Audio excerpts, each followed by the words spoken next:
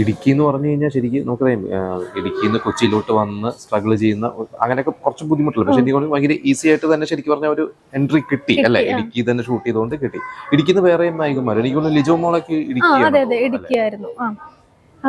ശരിക്കും പറഞ്ഞാൽ ശരിക്കും അവിടെയൊക്കെ നിങ്ങൾ ഈ പറഞ്ഞ പോലെ നമ്മളിപ്പോ എറണാകുളത്തൊക്കെ ആണെങ്കിൽ കൂടുതലും സെലിബ്രിറ്റീസിനൊക്കെ എപ്പോഴും കാണുന്നു, അല്ലെങ്കിൽ സിനിമ ഷൂട്ട് കാണാം.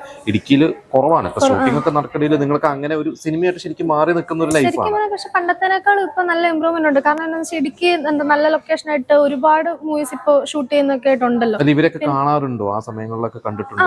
കാണാറുണ്ട്. ഞങ്ങളുടെ ഒരു സ്ഥലം നല്ല ഭംഗിയാണ്. അതായത് കൽത്തൊട്ടി അവിടുത്തെ ഒരു മെയിൻ സ്ഥലമാണ് പടുക. അന്വേഷിപ്പിൻ കണ്ടെത്തും ടോവിനോട് മൂവിയൊക്കെ ഷൂട്ട് ചെയ്തിരുന്ന ലൊക്കേഷനകത്ത് നമ്മുടെ ആ ഒരു ഭാഗമൊക്കെ ആയിരുന്നു. അപ്പൊ കുറെ ബ്യൂട്ടിഫുൾ ആയിട്ടുള്ള പ്ലേസസ് ഉണ്ട് അവിടെ ഷൂട്ട് ചെയ്യാനായിട്ടൊക്കെ. അപ്പൊ എനിക്ക് നല്ല എക്സ്പീരിയൻസ് ആയിരുന്നു. എന്റെ നാട്ടിൽ തന്നെ എനിക്ക് അങ്ങനെ ചെയ്യാൻ പറ്റി. അങ്ങനെ ഒരു സന്തോഷമുണ്ട്.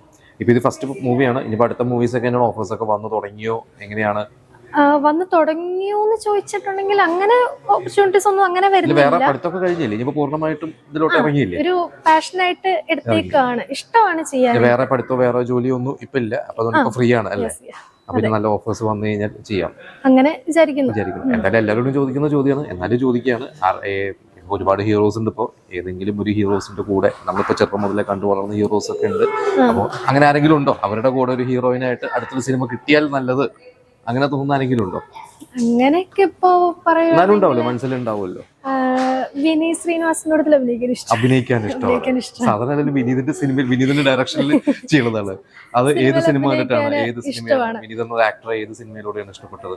അങ്ങനെ ചോദിച്ചാൽ എനിക്ക് കറക്റ്റ് ആയിട്ടുള്ള ഒരു മുഖം വരുന്നില്ല. നമുക്ക് പല പല മുഖങ്ങളെ സീനുകളാണല്ലോ ഇങ്ങനെ മൈൻഡിലേക്ക് ഇങ്ങനെ കടന്നു വരുന്നത്. അപ്പൊ ആളുടെ ആ ഒരു എന്താ പറയാ ഭയങ്കര ടാലന്റഡാ.